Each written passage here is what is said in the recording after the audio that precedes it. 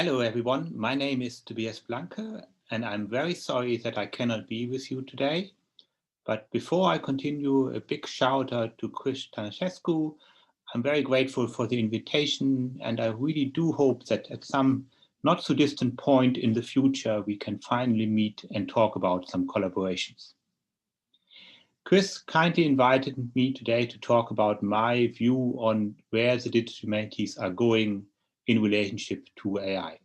And that is in many ways my current main topic, as I'm currently employed by the University of Amsterdam as a university professor in artificial intelligence and humanities. Before I continue, I will now stop showing you my video because I know that generates a much larger file. I just wanted to quickly show you my face, so give me a second.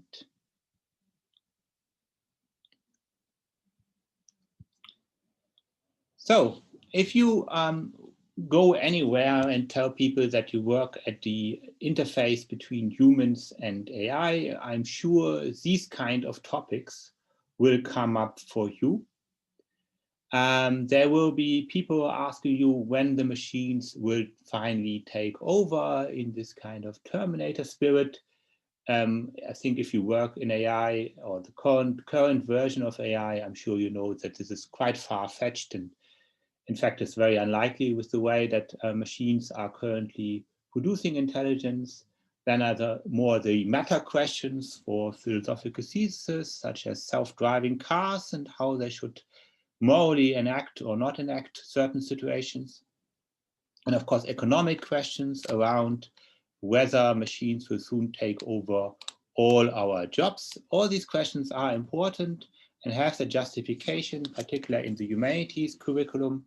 But if you ask me, the main work in digital humanities and AI is in particular in two fields where we contribute, which is on the one hand side, the question of data control and privacy, as well as algorithmic bias and power. And this is really what I'm going to talk about today too.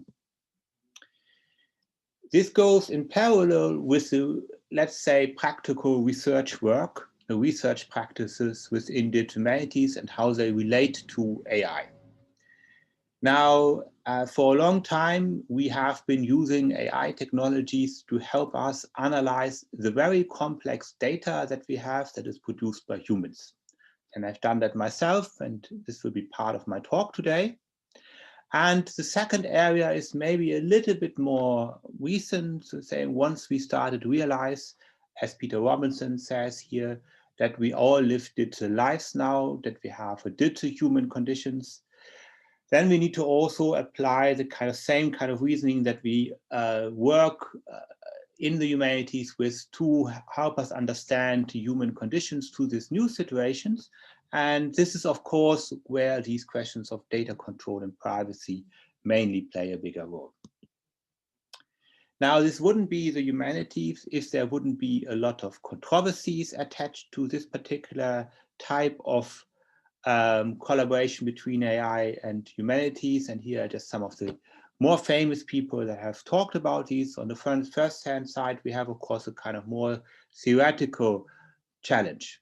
And the theoretical challenge in this case is, okay, we have now all this data, as Ginsburg says here in this quote, but what do we actually find out that is better than in the days when we maybe speculated more about the principles of freedom? So are we now really in a scientifically stronger position? And then there is, so to say, here what Catherine Hales and Johanna Drücker discuss, the kind of general concern that we have with once there's a science world, will it take over our particular interests and our particular ways of reasoning about the world, or can we establish, as Hales talks about here, these kind of new human-machine interactions, this kind of cognitive assemblages? Next to the digital humanities, there is now a whole range of disciplines that cover these particular areas. I'm sure in your universities too. These are just some names of it. There's internet studies, of course, digital media, and so on. Now, that all sad to say, this is the current state of digital humanities and AI. But if you go back, of course, the history between humanities and AI is much longer than most people know. It goes back to the fact that the very concept of AI was defined at a series of workshops at Dartmouth in the 1950s against early ideas of cybernetics. And these workshops were basically mathematicians and logicians. And therefore, we can reiterate the history, tell the history of AI also as this kind of relationship between mathematical, numerical, and symbolic logic approaches. In recent years, the numeric approaches, machine learning, have very much taken over, and most of my talk will now be about this real-life AI situation where these numeric approaches dominate. But in my own current home institutions at University of Amsterdam, I'm part also of the Institute for Language, Logic and Computation. And in this institute, there is still this old debate going on and very much kept alive. And I expect to say also resurgence of these logical arguments soon. Now in AI, so say, it's not just any numerical approaches that have taken over, of course, but it's in particular neural networks. As you will all know, without the resurgence of neural networks about 10, 15 years ago, when in particular in image recognition technologies, they produced incredibly new results. Without these resurgence, I don't think we would have this current hype of AI. So much is clear. Now, I said already where they first started off, this was in image recognition, but in the recent 4 or 5 years, the same kind of principles of image recognition have also been applied to language processing, linguistics, and here we have the second area of humanities discipline, which have a core influence on AI developments, and that is linguistics, of course. Think about the summer's debate about GPT-3 and so on, and all the kind of new amazing technologies that have been recently developed. So I want to look at this now from the kind of digital humanities point of view. What are the contributions? What is the relationship between digital humanities and AI research? And I'm coming back now to these two areas of AI methodologies and AI as part of our digital lives. I have two topics that I would like to discuss with you today. The first one is a really unique contribution by the digital humanities to these debates in many ways, and this comes under this label of distant reading, of course. And the second one I notice as a kind of interest that also computer scientists now have in the humanities, where AI has become, of course, much more than traditional technology and really shapes our current digital societies. Therefore, the ethical questions are also at the center of current computer science research on AI. And then I have a little bonus track that I want to discuss with you at the end, where I come back to this question of what is the genuine kind of idea of humanities and critique, and how does it influence our current perceptions of our digital life. So distant reading, this is, I'm sure I won't have to explain this in this community. This is maybe the hottest topic currently in digital humanities. I think that's also justified in many ways, because I think it's a really unique contribution that digital humanities are making to the overall AI machine learning debate. I think less so for its title, which I think you can justifiably criticize, and also for the idea that it's only about reading. I'm going to come back to that in a minute. But for me, the overall idea behind this is that we realize that for the first time, maybe in human history, if you discount dolphins, we now live together with another type of intelligence. It's just a very different type of intelligence. And the question is, what can we learn and how can we learn from this intelligence in the comparison with our own types of reading, and in this case about reading. Now this term comes, of course, from Moretti. I don't want to go into the whole debate around the questions of Moretti's work, but I just want to cite this book, of course, here. Over the years, I think has really developed from a kind of idea of more numerical processing in general towards machine learning, which you can follow very nicely in this nice summary by one of the current American dominant figures in this field, Ted Underwood, in this Digital Humanities Quarterly article about the genealogy of distant reading. in the United States, in the whole American discourse, which pushes this very much, this is very focused on literary computing. I think we can also see similar developments now more and more in history as the second major field in the humanities. And here's a typical text here, which I very much like and can also recommend to read. But I show this mainly to show how this works, where you then basically integrate some kind of temporal axis into this kind of analysis, and you see here how discourses shift within US states policies. Now, this wouldn't be the humanities if there would not be a lot of criticism, well-justified criticism in many cases, sometimes also a little bit maybe over the top. But a good article and typical for this is this article here in the Los Angeles Review of Books, very widely cited, which is a fundamental attack on this whole approach, as you can see here already from the article. Another fundamental attack is where people such as Spivak, of course, are worried about the death of the whole discipline. With the integration of numerical approaches, I think you see here already this kind of very strong concern, that particular the kind of American tradition of university have between the separation between the arts and the sciences. But I think we have also seen now that this has become a very mature discourse.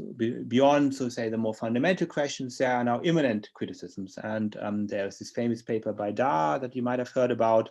If not, do read it. I think there's a lot of things to be a little bit confused about in that paper, but it points out, it presents an immanent criticism of these approaches with a very sophisticated statistical analysis, sometimes a bit over the top.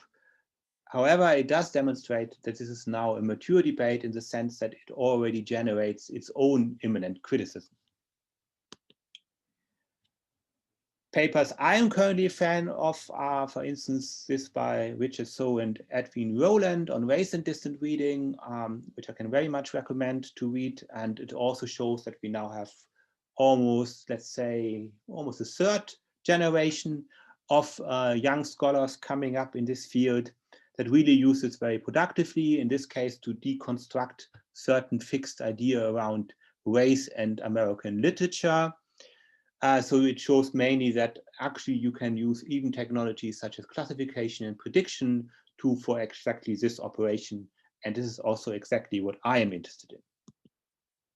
As you can see in my own works, so my main interest is actually to demonstrate that we can use these kind of approaches also for our traditional humanities interest in creating criticisms and destabilizing existing knowledge.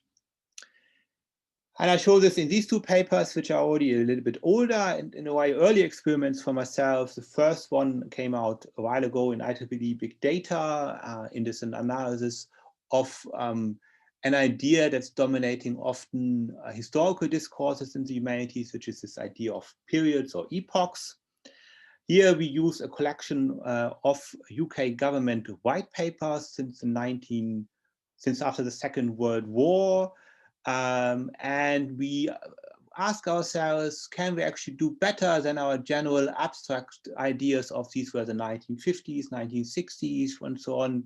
What would we actually see if a computer would distant read these documents for us? What kind of epochs would the computer come up with?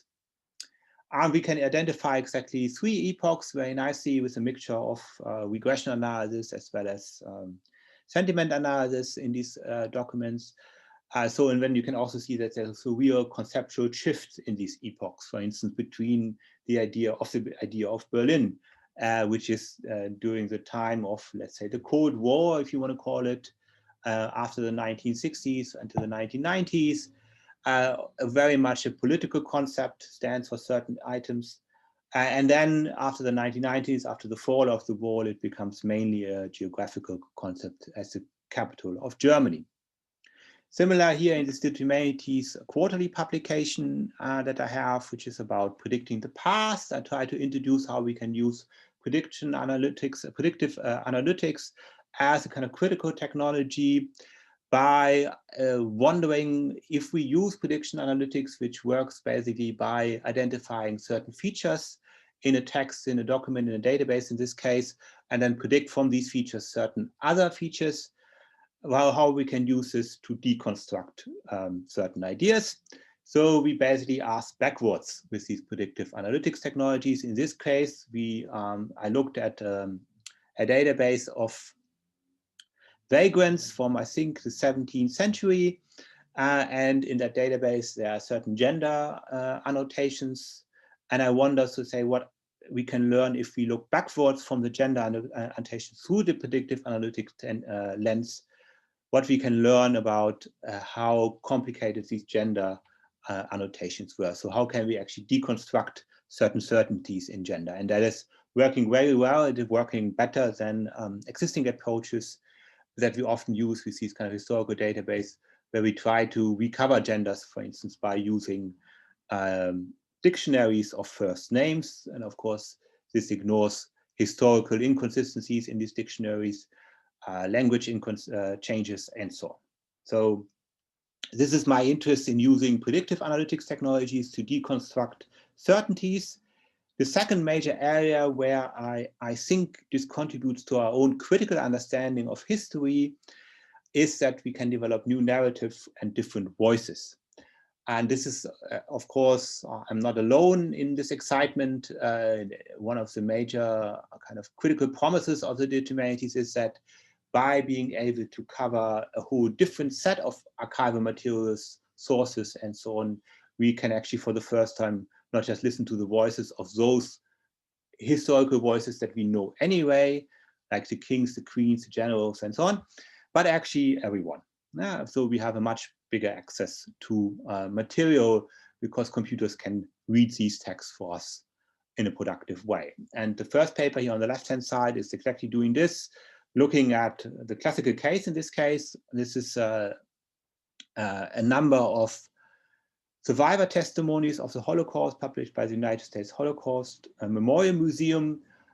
And we were really interested in what kind of experiences do these survivors have of their Nazi time life. And we were particularly interested to use, in this case, something called sentiment analysis to describe the memories that they had. Of course, they were very negative memories, but we could, for instance, show that these memories are focused around certain experiences within the Lager system, rather than, so say, the overall political contextualization that they have in that time.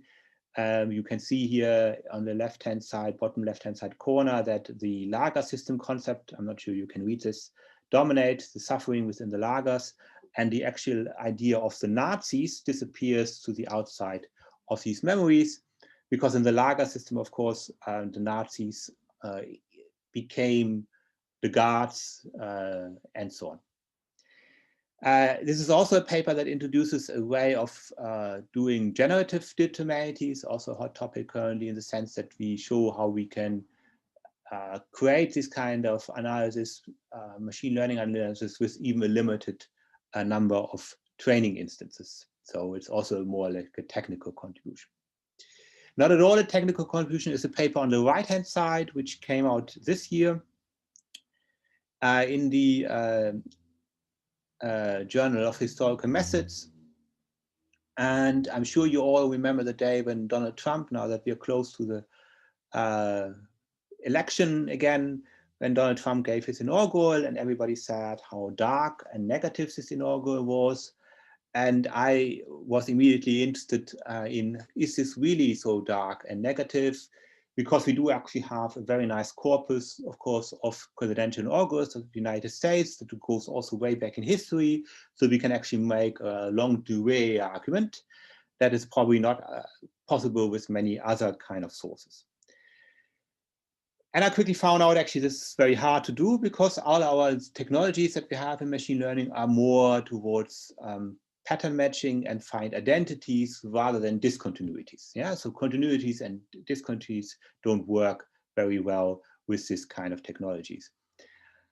I got a little bit of support to formulate this also into a theoretical analysis around genealogy, so to recover different voices, even in this kind of elite discourses, we wanted to see what are the different voices. And then you have a lot of challenges in this work because to make differences, you need to first of all overcome a certain language challenge, which is that whatever you might think about the strong differences between Obama and Trump, the way that they talk and the topics that they talk about are, of course, much more similar to each other than the way that, say, Washington at the other end of the timeline, to say, spoke. So we have to find a way of subtracting this. We did that with time series analysis. And then we found a series of technologies that allowed us to analyze these time series, these discourses, by comparing each inaugural with Obama's and Trump's inaugurals, and then seeing where the differences are. And the real interesting results came back for Trump, that in a way he's not so different from the presidents before him. He stands out very much, but at the same time he also continues an existing discourse within the Republican Party that is around nationalism, isolation, America first, and so on. And what he is really opposed to is almost not so much what the Democratic presidents said before him, but what presidents such as Lincoln and particularly also Eisenhower, which is a better comparison in many ways, after the Second World War said about international collaboration and the whole idea of a different type of republicanism. And I think now 4 years later, we can see this really play out very nicely in the challenges that we see within the Republican Party around the re-election or non-re-election of Donald Trump. Now, very briefly to say, I'm still struggling with this idea to use technologies that are often identified with being the opposite of critical for some kind of critical reasoning. A larger project I'm currently working on with colleagues in Paris from the Media Lab and also from the CNRS is the analysis of political power relation, which in a very large international organization called the IPCC, the Intergovernmental Panel on Climate Change. And like many of these organizations, there are a lot of different overlaps between scientific knowledge and political power. So is it only the experts that come up? Is the politics playing a role and so on? And we are interested in this in particular in the election process to the Central Bureau in this organization. This is the kind of central governance organizations. So who do we expect there to be in the Bureau and who might not be there? And in particular, who would a computer to be there? So how can we predict the Bureau membership? And with these kind of computer review, we'll only look at certain patterns in this data that we have. Is there actually maybe inconsistency that point, for instance, to certain political interferences? This is actually very hard to do with this kind of machine learning technology because this falls under what we call the accuracy paradox in machine learning. What does that mean? So if you think about the Bureau, I now forgot the exact number, but let's say that only about 1 to 2% of the overall organization are, of course, members of the Bureau. It's a very small part of it. So any machine learning algorithm will quickly learn that the best way of achieving high accuracy is simply predict nobody is ever part of the Bureau. That way you achieve accuracy of 98% or 99% even. So we have to employ certain type of technologies, eliminate this accuracy paradox, reconstruct a whole different type of representation, and we do this with a complicated machine learning technology called isolation forests, and we can then show that within this isolation forest identification of these Bureau members, there is actually something that can tell us where the borderline cases for these Bureau memberships are. So the idea here is not to predict them in the kind of computer science sense that we can really tell you who will be the next Bureau member, but actually to deconstruct the borders between the Bureau members and the non-Bureau members to see where certain countries, for instance, have a stronger influence than they maybe should have, where a certain scientific background might have led to a Bureau membership and so on. And that works very well and will hopefully soon be published. It's currently under review. So now I come to the second major area. I covered now the use of AI methodologies in the humanities research. And now I want to talk a little bit about what we can contribute actually to this wider debate that is, of course, very strong currently around the realization that we have a digital society now where AI is a firm part of what are the ethics of this world. What is the new digital life, the new digital human condition. Now, this debate, of course, is going on much longer than just now. It started in many ways ever since we were confronted in daily interaction with AI technologies. You can see here traditional examples from about 10, 12 years ago. This was, of course, the first AI technologies where we first all interacted with, which are search engines. And here search engines mainly struggled with a kind of good representation as you would expect it in the kind of moral sense of good, where the semantic relationship between the information that they want to represent and the questions that we ask them is not so easy, which is image search, of course. You can see here that if you type into Google image search, you know this example, doctor, you will find to the day a lot of men, mainly in white coats, gray-haired white men, of course, and guess if you type in nurse, you will see mainly women. Google tries to change this all the time, but essentially it is very hard to change. Type in poor kid and you will see a lot of African kids, rich kid, and you will see a lot of American kids and so on. There are also more serious examples in this world that I'm sure you are all by now familiar with because it's almost daily in the news now with a kind of algorithmic bias, as it's called in this field. But it's really about the power relations incorporated in these algorithms, about centuries of power relations. This is a very commonly cited example from the very good ProPublica publication. That's a long-form journalist publication. I'm sure you heard about this. They investigated a while ago an algorithm that's used by American courts to give each defendant a risk score, whether they can be let out on bail or not. And you can see here that on the bottom, this is the risk score for Black defendants. It's evenly distributed across the 10 risk scores, and the white defendants on top, they are skewed towards the left, towards the lower risk scores. Or if you want to apply a kind of single example, that's maybe very telling in this case on the left-hand side, you see here on the left, that is a white reoffending male with a low risk score. On the right-hand side, it's Black single mother, first time put in front of a judge, and still a very high risk score. This has led to a whole explosion in the field of AI around the concern of ethics. Corporations are in it, governments are in it, everybody's in it, talking about everything from fake news, misinformation towards these kind of judgments. Every country has its own kind of example of that. In the Netherlands, it has a lot to do with, it's a big example was the taxes and social security discussion about disadvantaged families that we had a while ago. And where this, of course, ends up with is in this kind of ethical discourse where ethics is understood as a kind of code of conduct. And I am wondering a little bit where the critical humanities view is in this. What do I mean by that? Now, if you've been involved in the debate around technology and ethics, and I think if you work at this interface between humanities and computing, there's hardly a time when this doesn't come up, then you know that often what dominates this debate is the kind of worst kind of perception of ethics as a kind of code of conduct where it replicates the law requirements, where we can't use the law to follow the developers, the engineers, to the last dark corners of their development activities. And then we give them some ethical guideline so that that can still be governed even if the law can't reach them.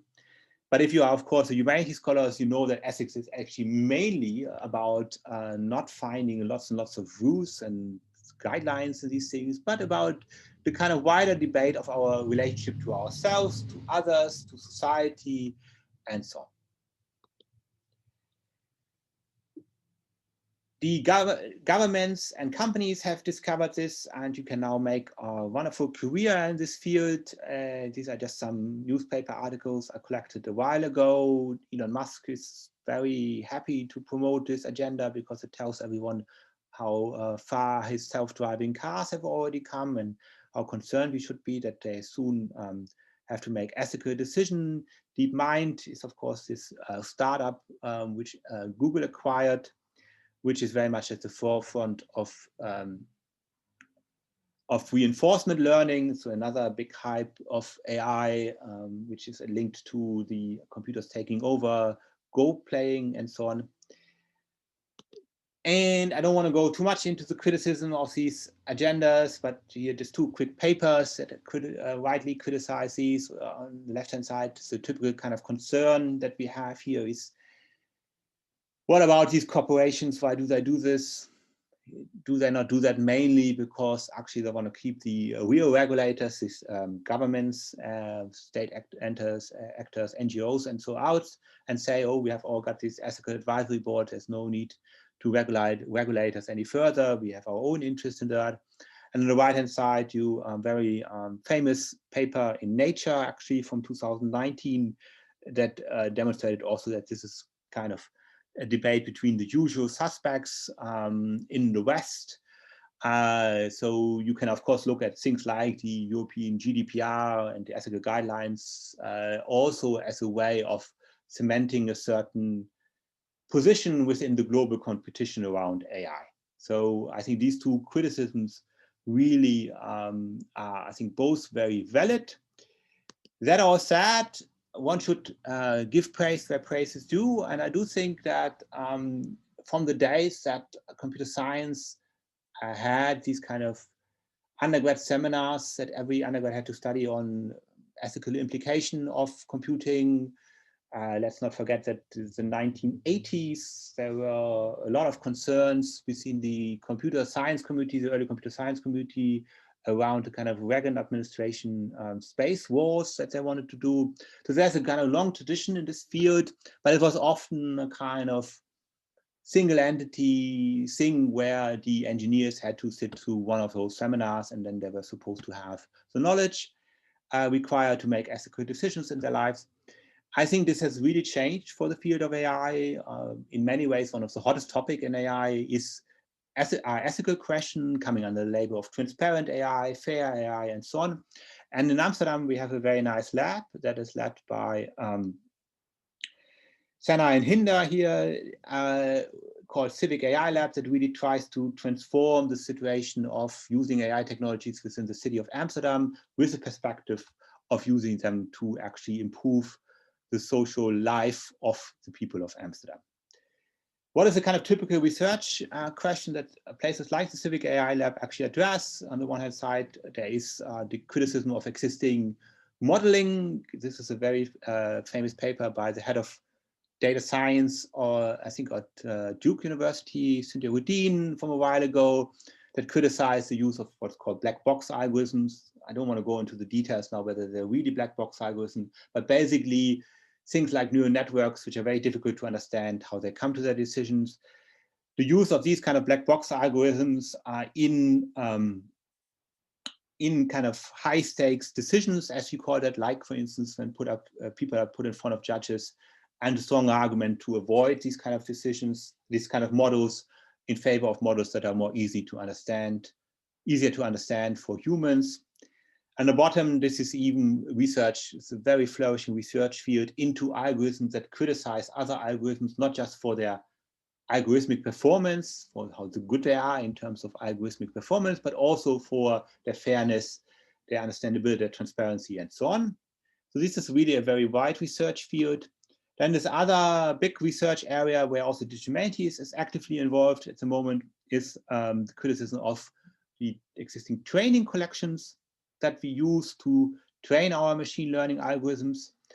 I'm sure you've seen that too, really at the heart of contemporary AI debates. On the left-hand side, this is a paper from one of the biggest conferences in this field, NIPS, yeah, so NeurIPS it's called now, which looks at what happens if you try and use textual material to train algorithms to learn about gender. And you see here, this is a clear gender bias. So these texts will tell these algorithms that female are mainly all kind of touchy-feely.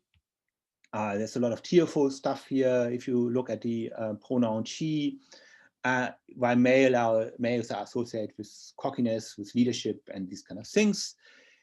This is called bias in this field, but it's the old humanities question of power relations that are, of course, incorporated in cultural artifacts, such as textual resources on the right-hand side.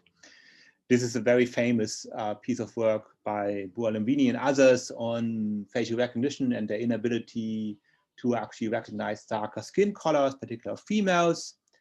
I mainly mention this also here because I really can recommend to you that you watch her documentary called Bias.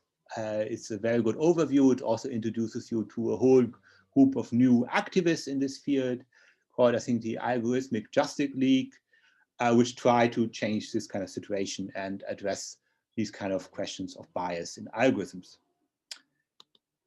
What do I think is the digital humanities contribution in this field? I think it goes slightly differently, which comes back to our long-standing commitment towards collaborative work and our understanding that the world of AI is not just one, or the world of the digital in general is not just one for experts, for computer science, hackers, and so on, but actually for everyone involved. And how do we achieve to involve everyone? And that is the question of how do we create data citizens in the sense of people who are not just have the right to all their data, but also are able to do something with their data, make active contributions to their data within a datafied society where we all at any moment in time are datafied when we go online, when we go to social media and so on. And we have been very interested in this field, and this is now work from my previous institution where I was at King's College London for a long time, starting in the 2014-15. Since then we have a series of projects which really exemplify this. But I still like to cite this earliest project that we had, simply because it's still very much typical for the kind of work that we've done.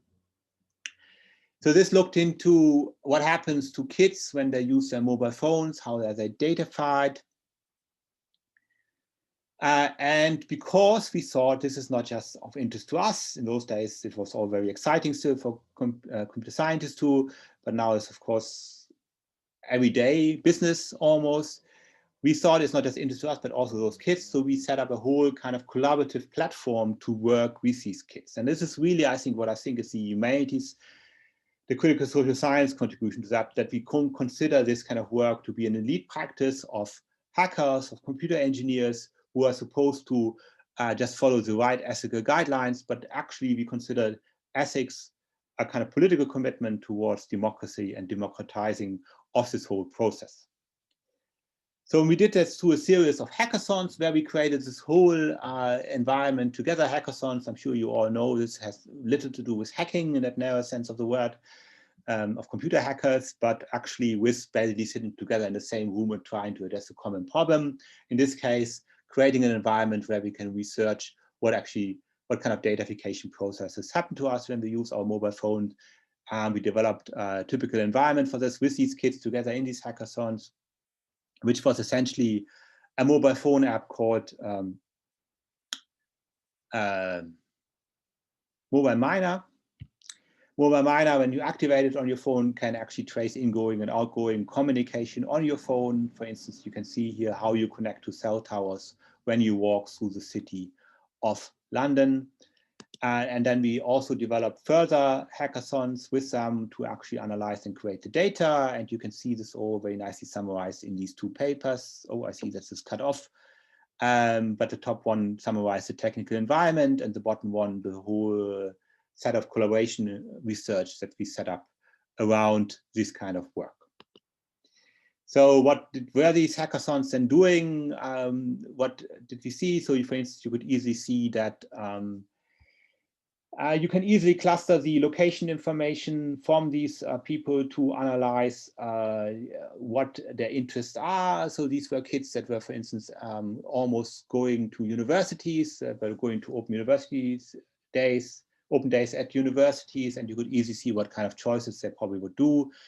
I mainly mention this also because we actually, or the researcher who worked in this area, Giles Greenway, did create a new clustering algorithm which he compared with the Lorraine clustering algorithm, which you can see online if you follow his links.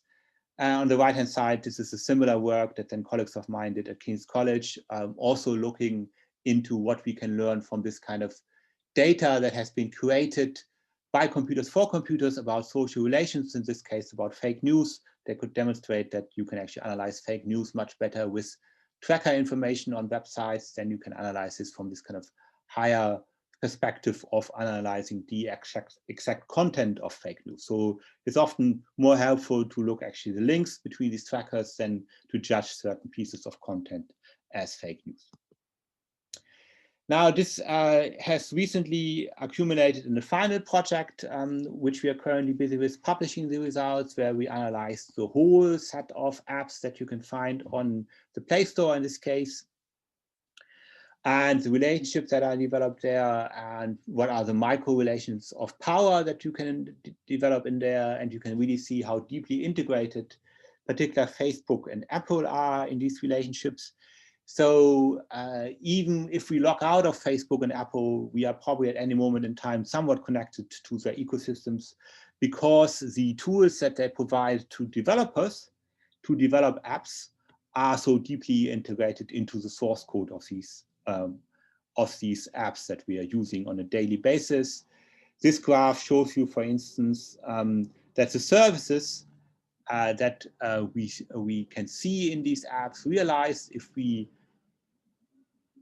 simply make them co-occur with each other. If we go then all the way down, we have to go all the way down, I think, to rank 40 something to find actually services that co-occur together, that where not either one of these services is either from Google or from Facebook. Very briefly, shout out to basically the funders of this work, of this most recent work. This is a new collaboration called So Big Data, which is actually not so new, but has been recently refunded, which is really a collaboration of some of the most advanced work within computer science around ethical, fair AI within Europe. And we represent a little bit the digital humanities in this work. So the work that I just shown you was funded through this project.